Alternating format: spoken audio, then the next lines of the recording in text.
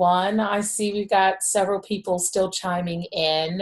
I want to welcome you to our first live chat series, and I am so honored to have Bernadette Maulion with us.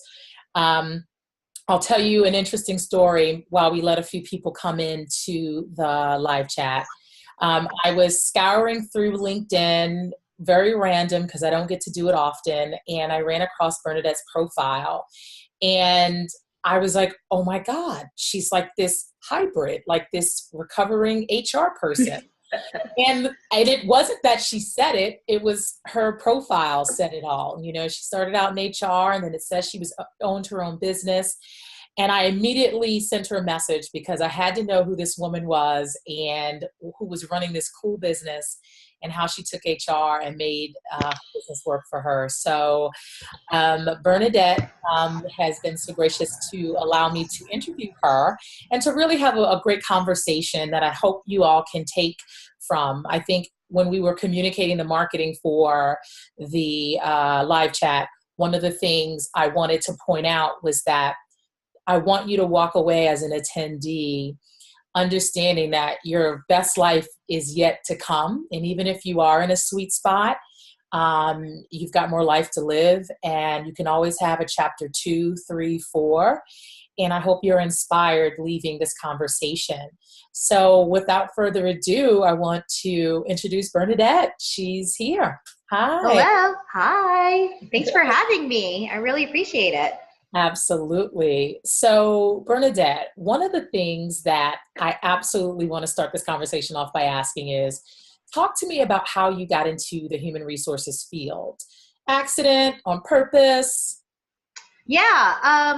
I think like most people, it was definitely by accident. I don't know how many people I know grew up saying, I'm going to be an HR professional one day. And so I went to Boston University. I did 2 degrees, one in psychology and one in business. It was my senior year. I had no idea what I wanted to do. I thought I was going to be a doctor or a lawyer or some other, kind of cliche type thing. And I went to my guidance counselor and I said, okay, I have a degree in business and I have a degree in psychology. What would be a good career field for me? And she said HR. And I was like, I have no idea what that means. But that sounds cool. We can, explore that. And I happened to have a TA who had done the human resources development program at Liberty Mutual in Boston, and she had recommended me for that program. And so I went to go there as my first job. It was a 2-year rotational program where you do a little bit of everything. And I thought I wanted to be a recruiter because I was like, oh, I get to give people jobs and, interview people all day. And they came back to me one day and said, during my program, said, we really want to put you on this generalist track because you seem to have a good affinity for being able to work with senior leadership, having tough conversations, that kind of stuff. And I was like, again, I have no idea what that means or what that entails, and just went for the ride. And that's how I got started. Yeah, and I know that makes perfect sense. I don't have quite a similar story, but I remember when I was entering to HR, it was definitely chapter 2 for me, but it was the best chapter 2, and I'm still here, so I can totally grab that. Mm-hmm. So at what point when you got into HR did you know you were in the right place? So when I was in HR, what was interesting to me, I came in at an interesting time. I had graduated in 2007 and I'm from New York City. And of course, if we all know the financial services industry at that time, that was right before everything started coming apart. And, yeah.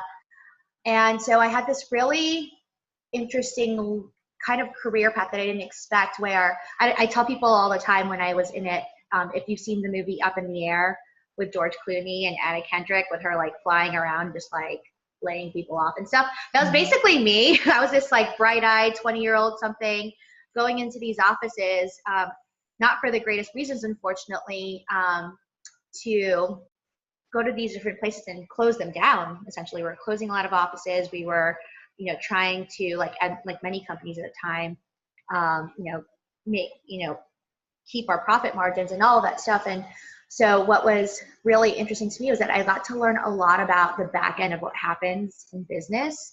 And I saw a lot of things that my friends who are the same age as me on the front front lines or doing different types of work, like they didn't have that exposure to it. And I realized very early on that that's actually what got me really interested in all of the aspects of HR. I mean, all the aspects of business, including HR, and how much there is involved, not just from a people perspective, but how does that impact, everything operationally. And so that was my first foray in saying, I'm really just interested in business all around. HR was a good way to learn about it.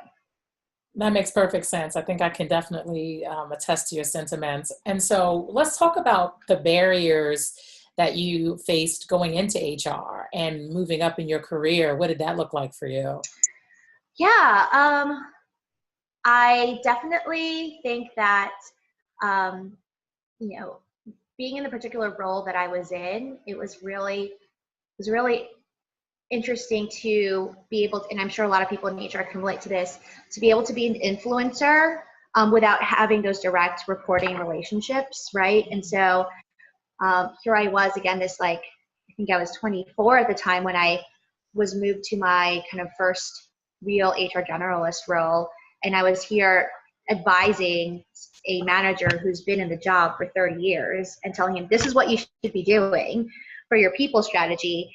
And I mean, what do I know? I was like 25 at the time, but I think that was, again, a really good lesson for me to be able to think about how do I influence people, not only with the way I present myself and the way that I interact with senior leadership, but how do I use data to drive decisions? How do I, use proper discourse to have intelligent conversations with people, and how to make tough calls. And I think that's where a lot of people might struggle in the HR space, is when you do have to make those tough calls. Because I think a lot of people who do go into HR, a lot of people I know who went into it because they love helping people. They like helping people build careers. They like helping people, get motivated and be engaged. And that's all the fun stuff in HR. But sometimes you have to do the stuff that's not so fun, like having to fire someone or having to lay off a staff or having to deal with their sticky employee relations scenario. And for me, I think a lot of the barriers were just not having that experience myself and having to learn about that along the way, and being able to still try to influence people who may or may not see HR as a strategic business partner. I think a lot of people can relate to that as well, as in terms of having to build your brand not only as an HR person, but as a business person. And I think the other kind of barrier was, for me personally, just still trying to figure out what I wanted to do. I liked a lot of what I did in HR. I didn't know if that was going to be my career or not. Mm-hmm. And in a lot of the companies I worked with, I saw people who were in HR for their entire careers, and people who've been doing it for 10, 15, 20 years, and trying to decide if that was something I wanted to do for myself. And that led me to a lot of different paths that was unexpected. That makes perfect sense, because that leads me into my next question, which was or is, how did you, like, at what point did you say, okay, I'm in HR, things are good, but I want more? How did that transition look for you? Yeah, I had slowly made my transition from larger firms to smaller and smaller firms. I found that after I was at Liberty Mutual, I went to Goldman Sachs and JP Morgan Chase as an HR business partner. So I got my fill of the big corporate life and what that looks like as an HR business partner. I decided I was really interested in technology and smaller businesses and startups. And so I went to another startup, which eventually led me to a head of HR role for a company based in Charlotte. And what was really interesting to me, I was working, reporting directly to the CEO and COO, who are the co-owners of the company. And it was a 100-person company. I was the first HR person they really had in there. And I did the first 6 months just cleaning up a lot of stuff, and I'm sure people can attest to that, like stuff that should not have been happening, and just spend a lot of time putting out fires and stuff. But once I got that all into place, I saw that I had built a really good relationship with the two leaders, and they had built a lot of trust in me because I was able to clean up a lot of the stuff fairly quickly. And they started giving me other things. They're like, we want to take a look at our call center and how we're doing operations. Can you help us with that? We are interested in kind of rebranding the company from a marketing perspective. Like, help me with that. And I was like, whoa, whoa, whoa, whoa. I'm an HR person. Like, I don't know what you think I can do, but I am not a marketing, I'm not a call center operations person. But they were really great to say, you know what, we see a lot of potential in what you do. We see how you think. We see how you look at the operation from an overall perspective and how you've implemented a lot of these HR practices and how that has improved our business. So we think you can do the same thing in these other areas. And I was like, wait a minute, maybe I can. So that's when I decided to go back to school and get my MBA. Gotcha. So did you continue to work there while you received your MBA, or how'd you make that transition? Yeah, no, I took a little bit of a leap of faith. I ended up deciding to leave that job to focus on my MBA full time, and also to explore a little bit. Once they had said, you know what, we think, and then I've heard it a couple of times in my career prior to that. I had a previous manager say, you know, you're really entrepreneurial, and I had no idea what they were talking about. And they're like, we could see you running a business someday, but I didn't know what that was. And I also grew up in a very corporate type family. All of my family were in accounting or finance. And so the thought of running a small business was very foreign to me. So when I had the opportunity, and luckily had a very supportive family as well, I decided to focus to go back and get my MBA and do a little bit of exploration of what I wanted to do. Gotcha. So what do you miss most about day-to-day HR? Oh gosh, I loved being part of the business, the overall operational meetings. I found it so fascinating to be sitting at the table again as like a 20-something-year-old at the time, you know, making really important decisions for the company as a whole. I really liked being able to influence that people strategy and to be able to contribute to the business from a talent perspective. And I was definitely more of an operational type person. So I loved, while other people are like, oh, I love employee relations and I love, you know, employee engagement stuff. I was like, I love building HR systems and I like thinking about comp plans and stuff like that. So the nerd in me misses a lot of that stuff for sure. Gotcha. So that leads me to a question. When you talk about that you were more operational, I know lots of HR folks are more tactical and less operational. And so what advice would you give to someone who's running in the pit of a small HR department or not enough hands for the day-to-day at all? How do you advise someone who's not necessarily operational, more tactical? You know, what advice would you give?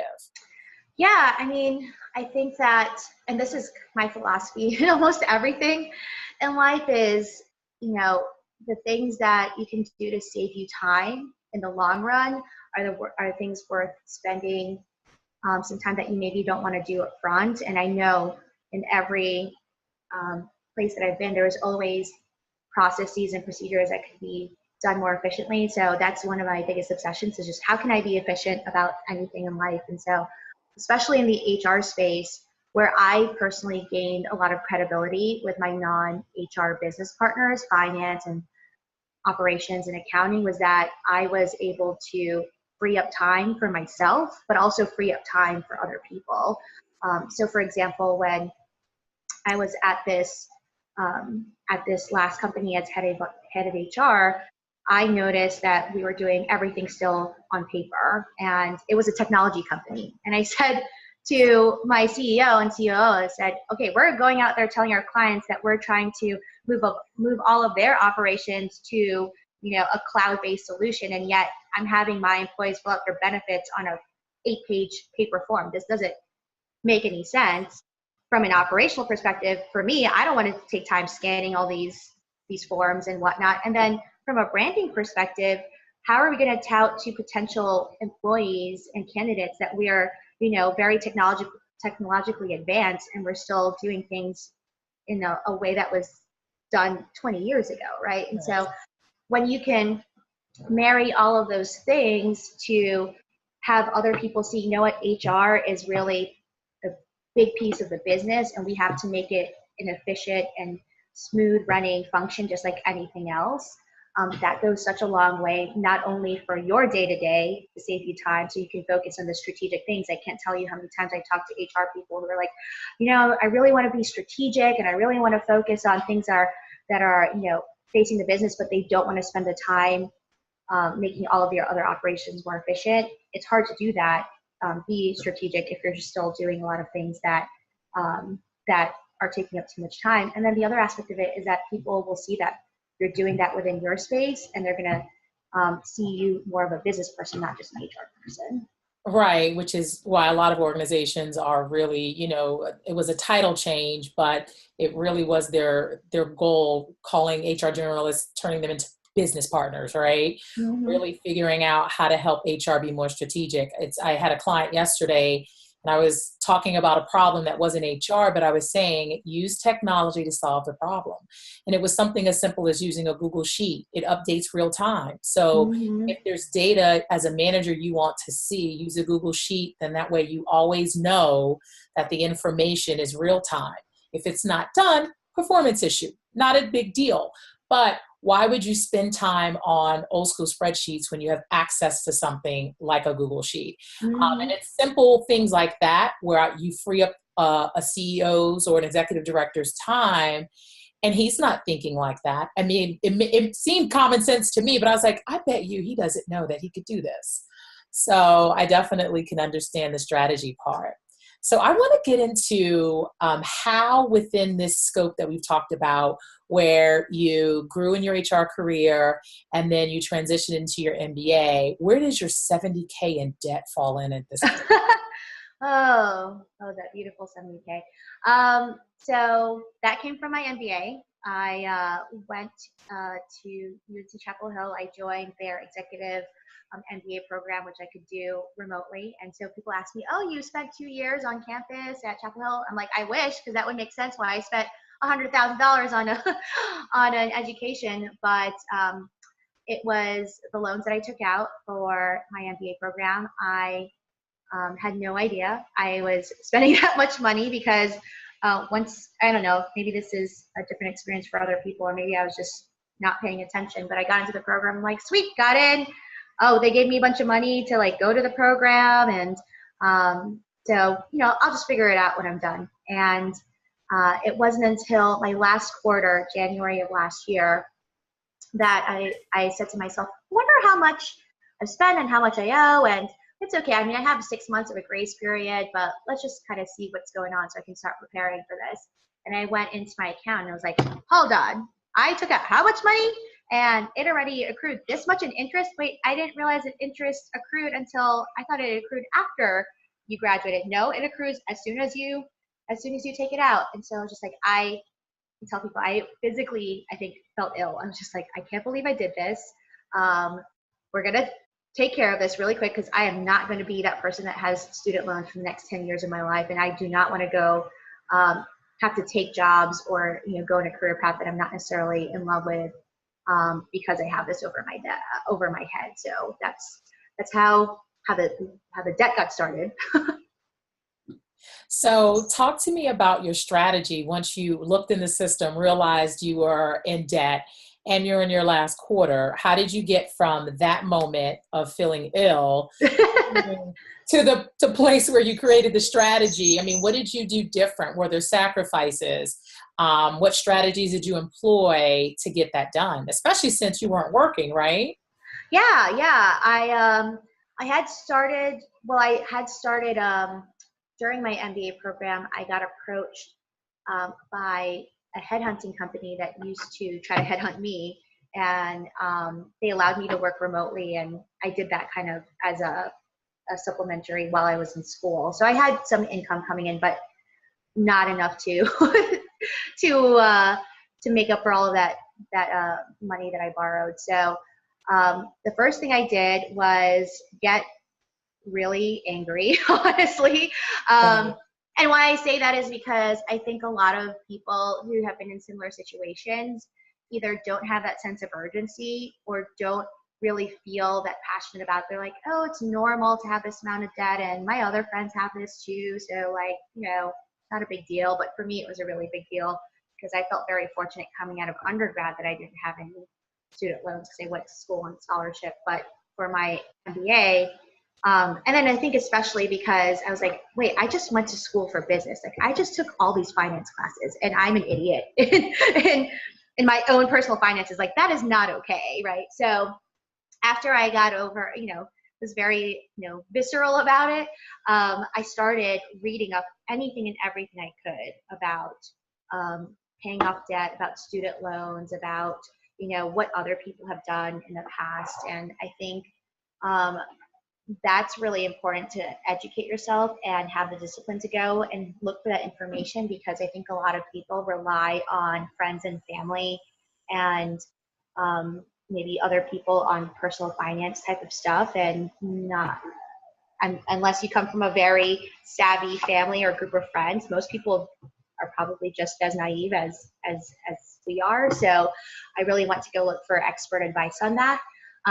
One of the people that I followed very closely was Dave Ramsey, who I knew nothing about until I started looking at this type of stuff and looking at his philosophy. And so his philosophy was called the debt snowball, essentially, where most people will say, well, you should pay off debts with the largest interest first and work your way down because mathematically that makes sense to do. His philosophy, which I personally saw more fitting, was more of a psychological thing, which is if we base all of our spending decisions on math alone, like none of us would be in debt. So clearly it's not a math logical thing. It's, spending money and a lot of this stuff is emotional, right? And so the philosophy there was you pay off your smallest debts in terms of amount and you work your way up to the largest debts. And I had taken out several loans, anywhere ranging from $5,000 to $20,000. And so started tackling debts one by one. I found out some, interesting tidbits, like, if you took out a loan for your student loans within 90 days, if you pay it back, it's like it never happened. So I did that with my most recent loan, just like wiped it out from the beginning. And we also, one of the other philosophies is to really just have a small reserve for savings, which was $1,000 for any emergencies or anything. But other than that, throw all of your money at the debt and just attack it is kind of what the approach was. So we literally, when I say attack, I mean, I think my poor husband was like scared at some point where he was like, I was just like, let's get rid of stuff. Let's have yard sales. Let's have 3 jobs each. Like, let's just like kill this debt. And he was just like, what has happened to my wife? Like, what have you done with her? And what, it took him a little bit to get on board with it. But I think the biggest thing out of all of it was having a really great accountability partner, which in my case, I'm lucky that it was my husband. But one of the things that was really interesting about this whole journey was that I started posting about this on social media, some of it on LinkedIn that people have seen as well. And the response was pretty overwhelming to me, because all this time I was thinking I'm the only person who did this, who made this mistake, or who didn't know anything about personal finance. And I found that a lot of people were in the same boat as me. And so while my husband was a great accountability partner day to day, I used social media and built a big network of people who were like-minded and who also wanted to pay off their debt, and we rooted each other on the whole way.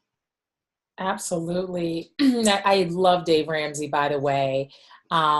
He's definitely a great finance person to follow, and the snowball effect. And that's so true. When I would watch people like Susie Orman, she would say, start with your largest debt, work your way down. But the truth of the matter is that with that philosophy, you never feel accomplished. It takes you so long that I think if you start with the smaller ones for other emotional reasons, you're like, a win, I can keep doing this. Let's knock it out.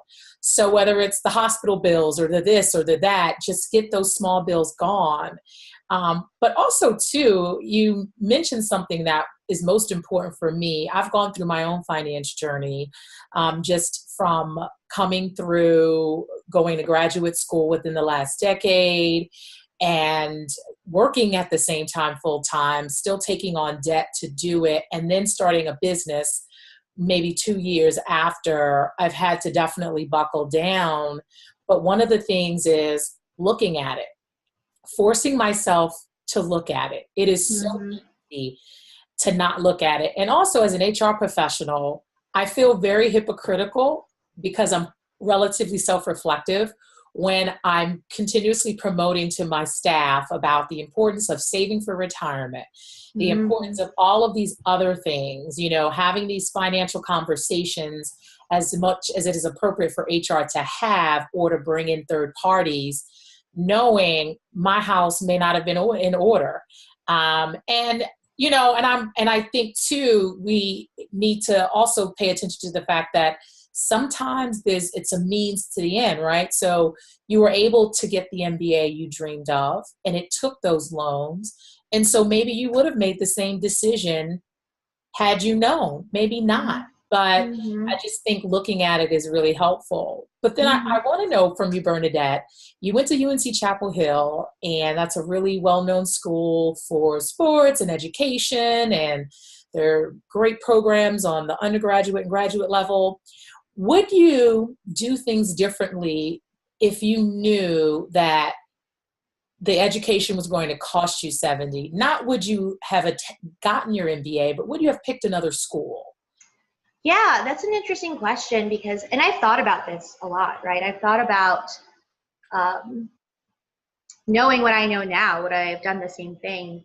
And I think the answer is, I think I still would have done the same thing. I think just from the fact that I live in Charlotte, North Carolina, UNC Chapel Hill is, you know, one of the schools locally here that has a really great reputation. If I, you know, plan to stay here, and also the network that's available has been pretty amazing. And the program that I went to specifically because it was a global kind of based program, it brought me to a lot of places that I wouldn't have gone to otherwise.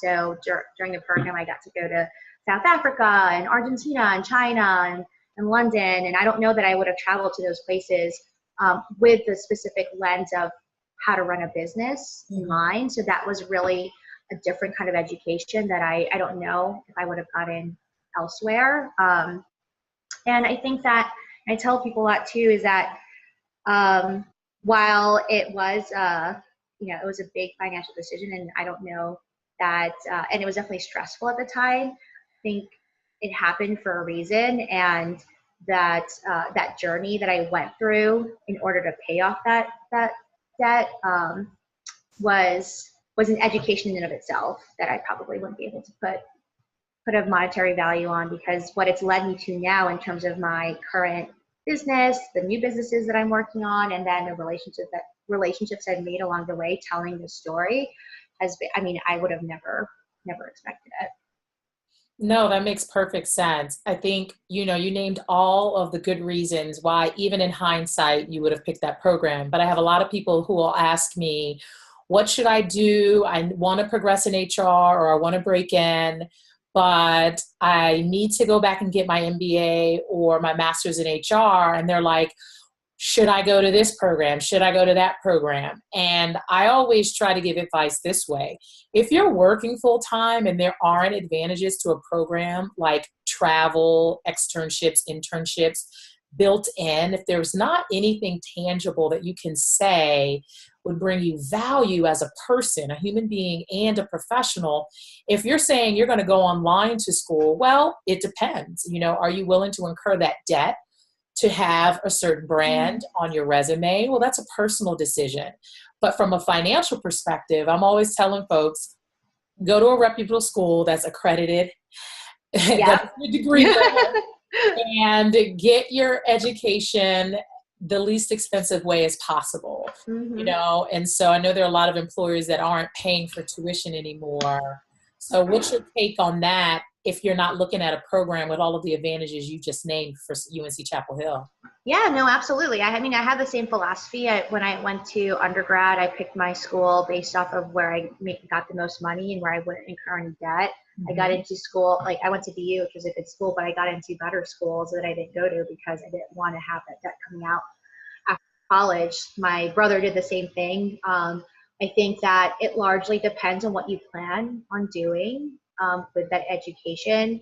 I've heard people, like I know someone who's a librarian who spent a lot of money, a lot more money than I did on undergrad and grad school, and then a post-grad school degree. And librarians don't make a lot of money, right? So there has to be, I think, some wise choices in terms of what that value of that education is going to be after you graduate. I know some people who, if you can afford it and you can do it for the love of education, great.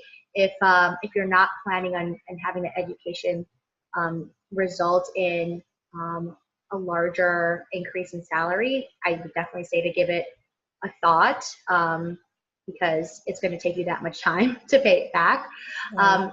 And I think that there's a lot of great alternatives outside of an MBA to get a lot of the same knowledge. Like in hindsight, like for me specifically, I went back to school and ended up doing a small business. Like I didn't realize that I was going to not go back into HR altogether until I was done with the program. And, you know, if I look back, there was also, now I know, but there's a lot of other programs that I could have done that to learn more about small business or to learn about, you know, marketing or finance or the other pieces that I need to do. And the same thing with HR. I think there's a lot of great resources and things that are available out there that you can pick up that knowledge without having to have that big tab on how much it's going to cost. Absolutely. No, that makes perfect sense to me. So I want to move in another direction, but still related. And I'm curious to know, besides financially, what else in your life was blocked by having that amount of debt and being conscious of it? Yeah. There was a couple, I mean, there was a couple of things that I think in hindsight, I look back and I'm just like, wow, my life is it's very different now in the way that I live my life. I think one of the biggest things that I learned for myself personally was not assigning so much weight to all of these material things that I owned and that I kind of made synonymous with my identity, right? So when I used to live in New York, I used to live in a nice apartment and had nice clothes and all of that stuff. And I think I attributed a lot of like, oh, this is what people see me as. They see me as someone who's well put together, who lives in a nice place, who has a nice career, all of that stuff.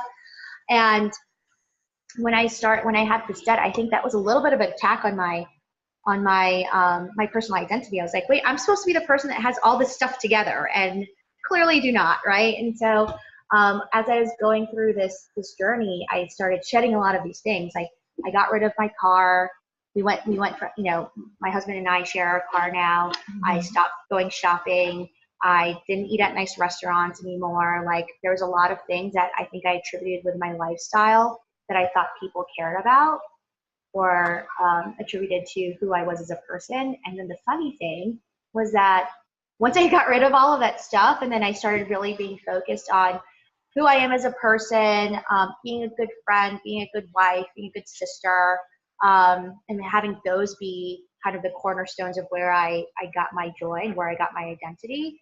All of a sudden, people started coming to me and saying, you know, what you're doing is really inspiring. What you're doing has made me want to pay off things. Like I've been getting random texts from people saying like, hey, I just paid off my credit card. I thought you should know. And, oh, I sold my house recently. And instead of spending the money, the profit from the house, I decided to use it to pay off my student loans because I saw your story.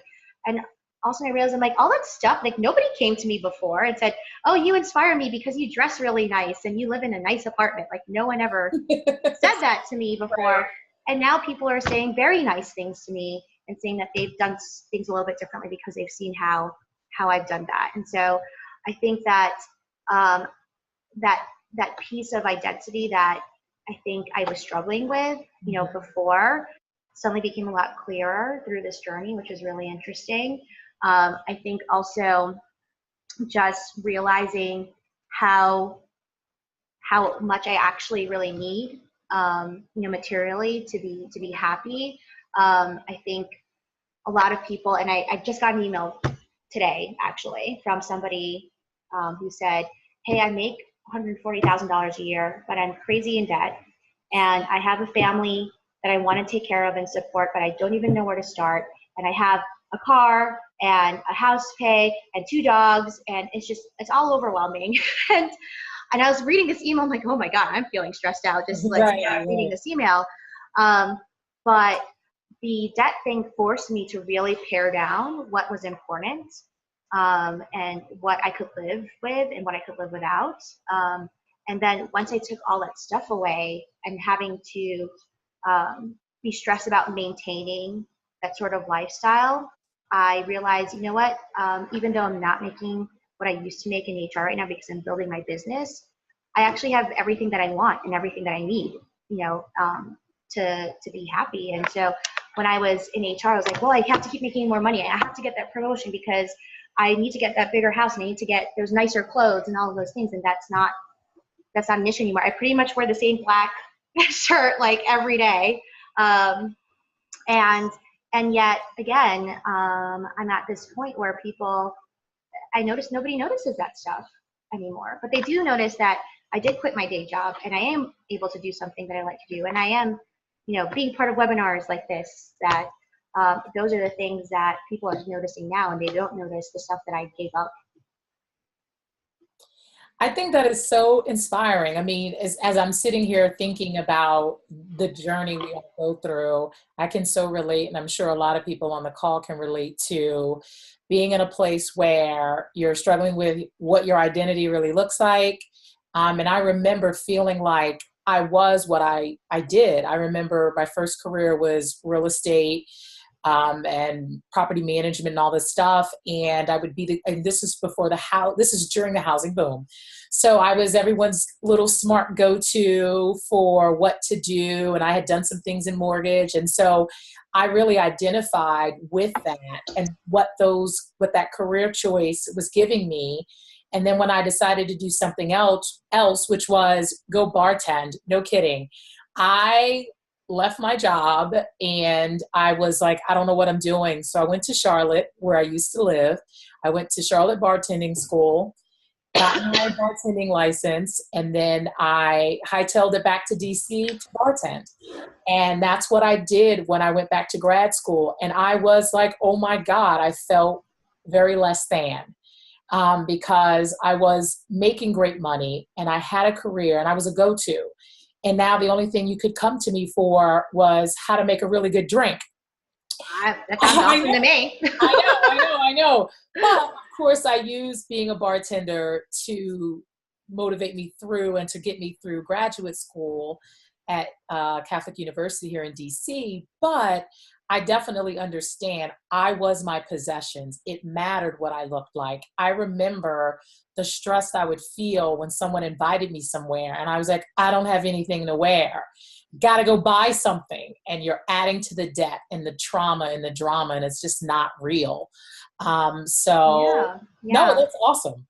Yeah, I actually, one of the things that will always stick out in my mind, and this is me just getting like kind of campy or whatever, but I went, a good friend of mine, her father passed away, and I didn't know him at all, but I went, to go be supportive.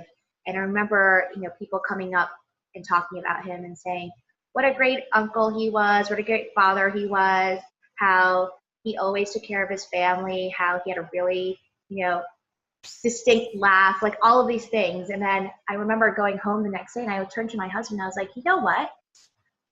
We spent a whole day listening to him about what a great person he was, and that no one mentioned what he did for a living. I have no idea what he did for a living. And so that was one of the things that will always stick out in my mind when I said, you know what, when that day happens for me, like no one's going to go up there and say, Bernadette was a wonderful HR person. She really made sure that our comp plans were on point. Like no one is going to say that. But they are going to say whether or not I was there for them as a family member, as a friend, whether or not I was supportive of them and their decisions and those kinds of things. And those are things that I really try to hang my hat on now instead of that. And I think a lot of people, especially when you're early in your career, people tell you so much, to be focused. And I think that's great as well. But when I was in my MBA program and I had no job, I had this anxiety when I went to my first immersion in South Africa, and everyone asked, "Oh, what do you do?" And people would say, "I'm a doctor, I'm a lawyer, I'm a this, whatever." And I was like, "I have nothing to say. I'm not anything right now. I'm unemployed." And I used to like just like stress about what that would be or what I would say. And now when people ask me what I do for a living, I just say I like helping people save money. That's like that's what I do. That's awesome. And so, out of curiosity, what did you say you did when you were in those excursions or immersions? What did I say? I think I changed it. I tried to like test out different different ones with like every group. So in one group I said I was oh, I was in between jobs is what I said one time. And then another time I said, oh, I'm an aspiring entrepreneur, which sounded, and I was like, oh, that sounds awful and pretentious. So let's just not use that one anymore. And then finally, I just started being honest with people. I just said, I don't know what I want to do.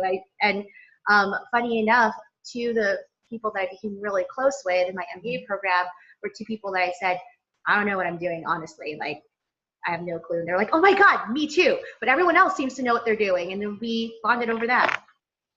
Yeah, that's interesting. I'm definitely going to get into your amazing current venture, Dress Charlotte, but I want to touch on the last thing you said, and which is about the transparency level. Being the leader of HR Girlfriends, running this amazing organization, this movement has been amazing. It was not what I set out to do. I thought that I'd be corporate climbing in HR. I just wanted to work for a company with a great reputation. I could grow. I mean, those are all the things I thought I wanted after graduate school. And then I had this opportunity to do HR Girlfriends, and it's been amazing. But what I've been learning, being a part of the community and leading it, is my growth as a person and my impact has everything to do with my transparency. Mm-hmm.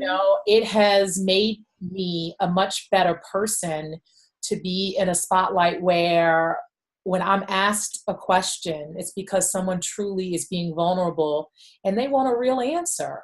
Mm-hmm. And they're not asking me because they want me to give them some fluff and some politically correct direction. They want the truth. And so every email I answer, every LinkedIn message, I try my best to steer them in the right direction, give them my honesty, or give them a person who can actually be of better service to them. So I don't have to pretend that I know because I lead HR Girlfriends. I should know, right? No, I don't know. And that's okay too. Mm-hmm. So I just love the fact that you drew on the transparency part and how that drew up those other two people out. Yeah. And I think, so one of the things that I'm really trying to live by, so my friends here know that I'm really obsessed with this actor. His name is Wentworth Miller. He used to be a star of Prison Break. And one of the things, so why I really like him, long story short, he came out a couple years ago as gay, and that was like a whole big deal. And he's been a big proponent of like mental health and all this stuff. But one of the things that he said that has really struck me recently is that he defines success as what you think is what you say is what you do.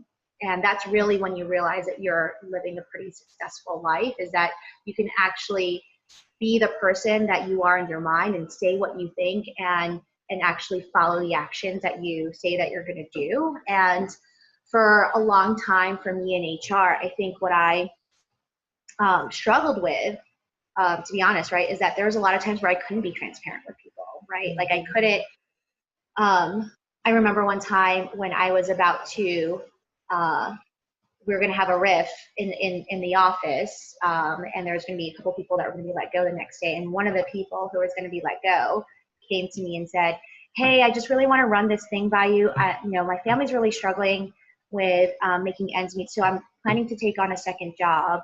And I wanted to see if it was okay with you. I wanted to get your permission before I got the second job. And here I am thinking, oh my God, you're about to lose your first job tomorrow and I can't tell you. Right. And so I think, that piece of it, was tough for me because I felt like I wasn't aligned with who I really wanted to be.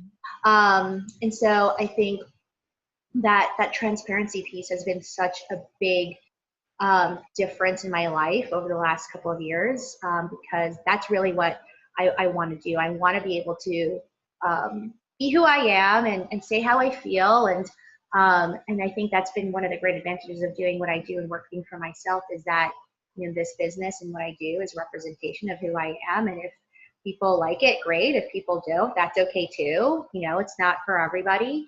And I think that everyone can strive for that in different pieces of their life. And I think what I've told people more recently is that if you're, it's okay to have a career that you're not 100% like in love with. Like, let's be real, right? Like we've got to pay bills. There's practicality in having a job. If you loved it so much, they wouldn't have to pay you, right? So it's okay to don't feel like you're not successful because you're not one of those people like, oh, I'm so passionate about everything that I do. That's a very few and very a select group of people in the world that have that advantage of doing that. But if you can find other outlets and other places that you have the permission to be an authentic version of yourself, whether it's at work or, in organizations like this or, with, other things that you're involved with, that to me is really important. So finding that transparency in your life with whatever group of people that gives you permission to do that, I think is really important. Oh, I couldn't agree more. And so you brought up the fact that your current business is more aligned with who you are and what your purpose is really about. And so let's talk about Dress Charlotte. Talk to me about the birth story. How did you, well, first and foremost, tell everyone what Dress Charlotte is and then how it came about. Sure. So in a nutshell, Dress Charlotte is a local dress rental service. It's based out of Charlotte. We are only in Charlotte right now.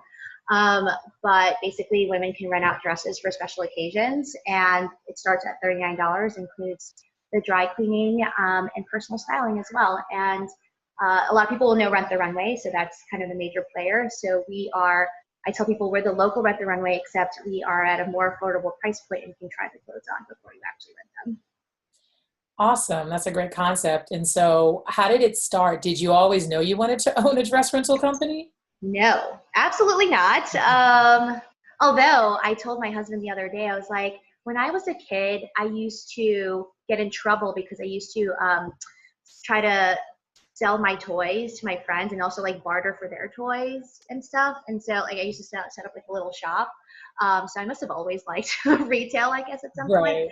But it actually started in my MBA program. We had a marketing class where we had to come up with a fake business. And at the time, I had 7 weddings to go to in 1 year. I was a bridesmaid in 2 of them.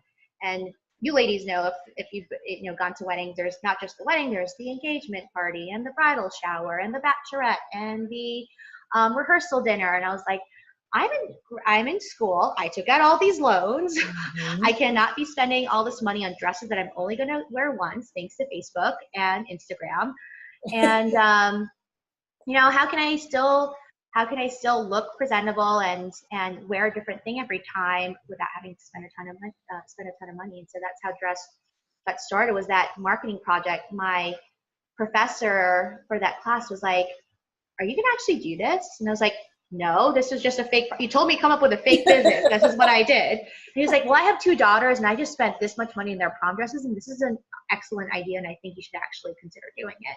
So I ended up taking that project throughout my entire MBA program, and a lot of these other concepts trickled in from my operations class, from my finance class, where I differentiate a little bit from a Rent the Runway. We actually source all of our dresses from other people. So if you have dresses in your closet you're not actively using, I borrow them from you.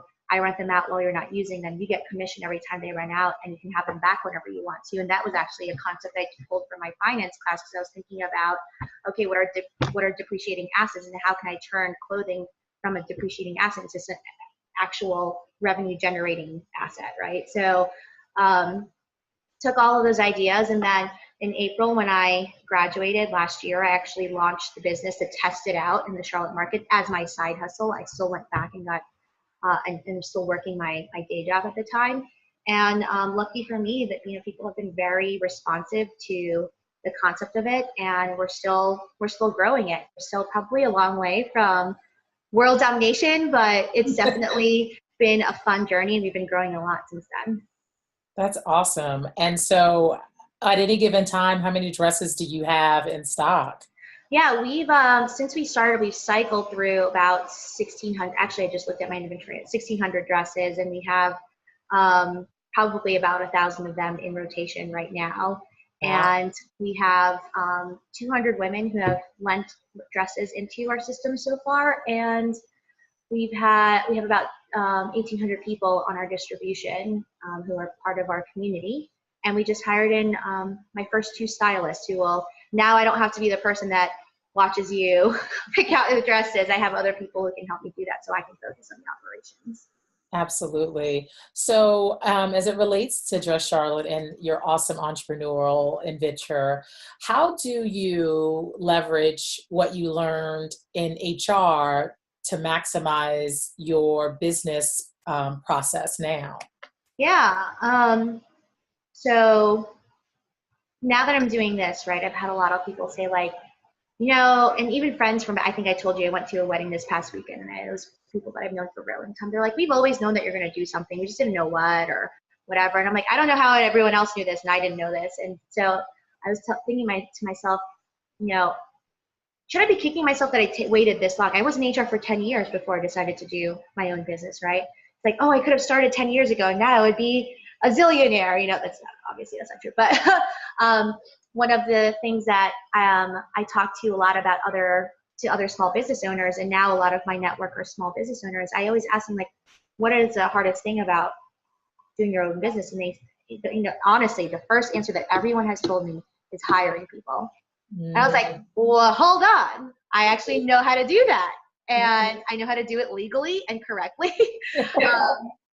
And so I remember coming back home to my husband that day and saying, you know what, those 10 years in HR is going to be a huge service to me as I grow this business, because a lot of small business owners really struggle with scaling their businesses because they do not know how to let go of the business and being able to have other people run it. And a lot of that involves hiring people. It involves training people. It involves being able to write out policies and procedures, and being able to kind of think about how that impacts the overall business. And all of that stuff is my HR background, which I feel very, very lucky to have. And so much so that other business owners locally here in Charlotte have noticed that and have asked me to help them with those same things. And so out of that, unexpectedly, I've grown a little bit of a small business consulting practice, because I'm applying all of those things I learned in HR that, luckily for me, I had a safe environment to learn them in. I had different types of environments. I was in large companies, I was in small companies. I saw what it's supposed to look like when you're the big player in the industry. I saw what it looks like when you're just starting out. And all of those are paying off very much so now. That's awesome. Do you feel more gratified and satisfied now because you're making conscious decisions about how you spend your time to make the money? Or just talk to me about where your state of mind is now. Yeah, because I can't believe we're going to be in Q4 already, and my mind still thinks in in quarters and stuff. It's definitely, I'm at the point where I definitely tend to be a more conservative person. A lot of other people are like, no, you take lots of risks. But in my business, I'm very conservative. And so I've spent the last year just really vetting out the concept and the process and what it should look like before we go into really investing a lot of money in it. I feel very fortunate that I have not had to take out any debt to start this business so far, because I've grown it a little bit more patiently than I think a lot of other people might in the same space, especially in retail. A lot of retail businesses go under from the first 3 years because they spend so much money on getting a storefront and all of that. And I chose purposely not to do that until I really iron out the concept. So my mind right now is, how do I grow this business and scale it in a very methodical way that, a lot of other people, and because I came from the startup world, it's very sexy to go out and get that big loan or get an investor and I've been approached, for those things too, but I purposely decided, no, I want to grow this business the old school way. Like, you make some money and you put it back into your business, and then you make a little bit more money and it goes back into your business. And I think, again, going back to that debt stuff and the lifestyle change, I think that all prepared me for having a small business. And I tell people, and I have a lot of people who reach out to me and say, hey, I want to start a small business, and I want, I want to do this or that. And a lot of people from my old financial services career too. And I'm like, I know how much money you make. Like, if you can make that amount of money, I feel very confident that you'd be successful. Like, you have the brains to start a small business, but are you willing to give up that lifestyle of being on a $150,000 salary or a $100,000 salary for at least a couple of years? That's what I'm doing right now. And again, a lot of people will come to me and say, you must be making so much money because you quit your day job and you're able to do this full time. Like, I make pretty much nothing right now because I'm doing it the old school way, which is any money I do make, I put right back into this business, and I'm hoping that it's going to continue to grow and pay off. But a lot of people are not willing to make that sacrifice, right? So I think, now I forget what your original question was, but no, this is a good answer. I mean, yeah. I almost forgot too, but no, this is good stuff. But yeah, so I think that's been a huge. All of these things are contributing to how I run my business now, and when I think about what I'm going to be doing going forward, it's that same thing. Is how do I grow this business, make it sustainable, make it run on its own without relying on what a lot of other people do, which is outside investment or debt. Gotcha.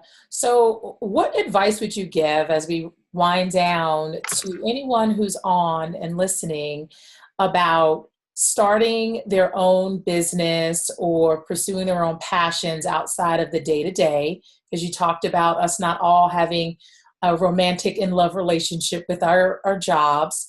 So what advice would you give for someone who actually has to go to work and still wants to do that side hustle and grow it into something larger? Yeah.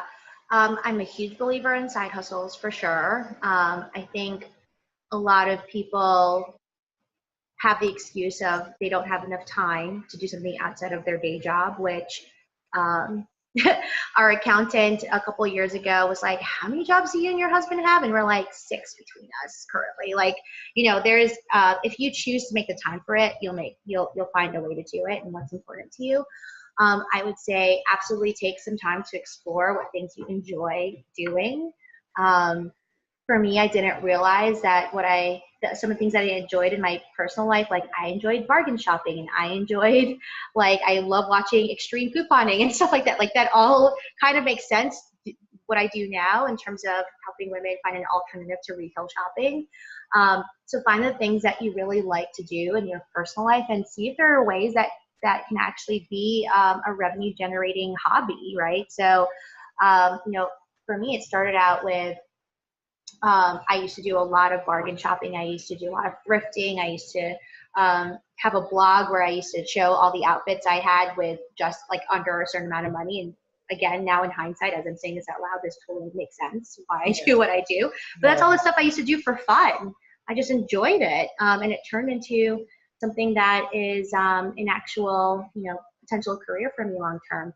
So if you can find something that you like, and again, it doesn't have to be your passion, but something that you like that is also something that the market is interested in, right? So if you like, I don't know, if you like making clay spoons and nobody likes clay spoons, like, great hobby, but maybe not your next career choice. Right. But most people that I've met have a really interesting talent or a really interesting skill set that it's just a matter of how do you monetize it. And the other advice I would give is to look and surround yourself with people who are doing what you want to do, right? So when I was in corporate, my corporate HR jobs, it was very hard for me to fathom doing a small business because I didn't know any other small business owners. Everyone I knew was in finance or accounting or in tech, and so for me to think that was a possibility was really not in my mind. Now, if you look at the people that I hang out with and the people that I surround myself with on a professional level, it's other small business owners, it's other kind of dreamers and movers and shakers here in Charlotte. And now I have the opposite. Like, I can't imagine going back to a corporate job. So surround yourself with people that I think will inspire you to take that leap. Yeah, I totally agree. When I first started HR Girlfriends, I was around a lot of HR women and men But that was because I wanted to get the word out. I started this awesome community and I wanted more people to join me in the movement. And at first, I didn't know what the heck the movement was. I just knew someone said I was on to something. And it took me a while to figure out what the something was. But it's all the experiences prior that I began to lean on that actually started making sense. But then I had a resolution last year. I probably should hang out with more entrepreneurs because I started having business problems that I couldn't solve with HR Mm-hmm. folks, not because they weren't smart. It's just that's not their space. And Mm-hmm. obviously it wasn't my expertise either. So I started dealing with entrepreneur groups, doing meetup.com entrepreneur groups, looking for other more formalized groups within the DC area that we're talking about small business and entrepreneurship, and it has absolutely paid off because I'm always learning something new. And I always tell people, whether it's the guy who's printing business cards or it's the person who is selling dresses and dolls, I pay attention to what I can learn from them and how I can take their marketing strategy and apply it to my business line. And so I always tell people, you don't have to be around your kindred spirits in business to learn and grow. Exactly. I Yeah, totally agree with that. for That's sure. awesome. Well, Bernadette, it is time. Thank you so much Thank for you. your interview and your time. And I'm sure I learned a lot. And I usually make a habit not to get a lot of information up front so I can learn with the attendees, and I definitely did. So if anyone wants to reach out to Bernadette, we're going to send her contact information via email afterwards, but you can find her online at dresscharlotte.com. And thank you. And hopefully we'll be renting some dresses from you. Sounds good. Thanks, everybody. I hope you have a good afternoon. Bye.